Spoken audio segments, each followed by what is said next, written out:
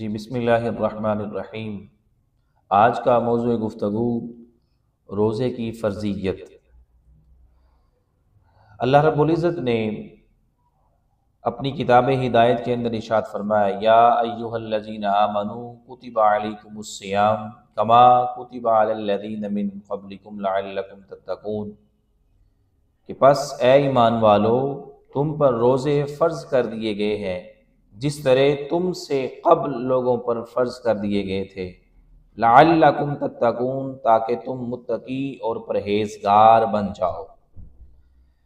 قبل اس سے کہ جب اسلام نہیں آیا تھا، اسلام سے پہلے پچھلے انبیاء اور رسولوں اور پر بھی یہ روزے فرض تھے، لیکن یہ ماہ صیام کے روزے فرض نہیں تھے۔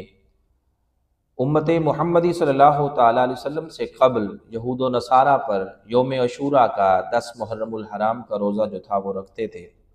اسی طرح ایام بیض ہر چاند کی 13ویں، 14ویں اور 15ویں کا جو ہے وہ روزہ رکھا کرتے تھے۔ آقا دو جہاں صلی اللہ تعالیٰ علیہ وسلم نے اپنی زندگی کا یہ حصہ بنایا۔ حضور تو یہ بھی روزے رکھا کرتے تھے، لیکن امت محمدی صلی اللہ تعالیٰ علیہ وسلم کو پیغام ملا کہ اے ایمان والو تم پر بھی روزے فرض کر دیے گئے ہیں جس طرح تم سے قبل لوگوں کو پر جو ہے فرض کر دیے گئے تھے، لعلکم تتقون۔ اب اللہ کیا چاہتا ہے کہ تاکہ تم متقی اور پرہیزگار بن جاؤ۔ اب یہ حکم جو آیا ہے یہ اللہ رب العزت نے 2 صدی ہجری اور تحویل کعبہ کے 10 روز بعد جو ہے اللہ رب العزت نے ماہ شعبان المعظم میں روزے کی فرضیت کا جو ہے وہ حکم دیا۔ فرمایا یا ایھا الذین آمنوا، اے ایمان والو، کتب علیکم الصیام، تم پر روزے فرض کر دیے گئے ہیں، لعلکم تتقون، جس طرح من قبلکم لعلکم تتقون، جس طرح تم سے پہلے لوگوں پر فرض کر دیے گئے تھے، لعلکم تتقون، تاکہ تم متقی اور پرہیزگار بن جاؤ، متقی اور پرہیزگار بن جاؤ۔ اب اللہ رب العزت نے اس آیت مقدسہ میں ہمیں 2 پیغام جو ہیں وہ دیے ہیں۔ ایک تو جس طرح نماز فرض ہے، حج فرض ہے، زکوٰۃ فرض ہے، اسی طرح ارکان اسلام میں یہ روزہ تیسرا جو ہے وہ فرض ہے، رکن ہے۔ ایک تو ہمیں فرضیت کی طرف جو ہے وہ اہمیت جو ہے وہ دلا رہا ہے، اور دوسرا ہمیں اس روزے کی برکت سے ہمیں متقی اور پرہیزگار بنا رہا ہے۔ اس لیے ارکان اسلام میں روزہ تیسرا جو ہے وہ بنیادی رکن ہے۔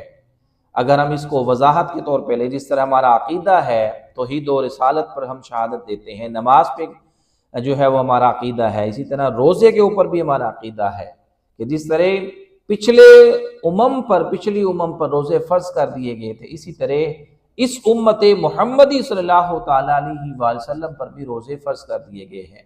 اس لیے اللہ رب العزت نے اپنی کتاب ہدایت کے اندر ارشاد فرمایا، فَمَنْ شَهِدَ مِنْكُمُ الشَّهْرَ فَلْيَصُمْ، پس تم میں سے جو بھی اس ماہ مقدس کو پائے، اس ماہ صیام کو پائے، اس ماہ رمضان کو پائے، تو پس اس کے کیا کرے، روزے کو جو ہے وہ پورا کرے۔ اب یہ ہر مرد و زن پر جو ہے وہ روزے جو ہیں وہ فرض کر دیے گئے ہیں۔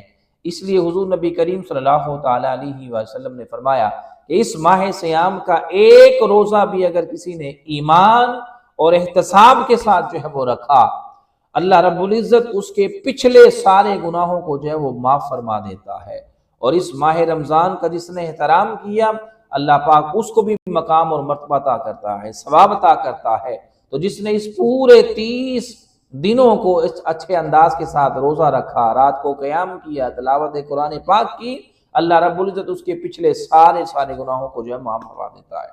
حدیث قدسی ہے، حضور نے فرمایا، اللہ رب العزت فرماتا ہے کہ الصوم لی وانا اجزا بہ، کہ پس روزہ میرے لیے ہے اور میں ہی اس کی جزا ہوں۔ تو روزہ جو ہے یہ فرض ہے، اس سے انکار کرنا کفر ہے، اور نہ رکھنے والا بھی گناہگار ہے۔ اگر کوئی عذر لائق ہو تو اور بات ہے، لیکن بغیر عذر کو اس کو ترک کرنا، چھوڑنا گناہ ہے، اور یہ کفر کے زمرے میں جو ہے وہ آتا ہے۔ اللہ رب العزت ہمیں روزے کی فرضیت کو سمجھنے کی توفیق عطا فرمائے۔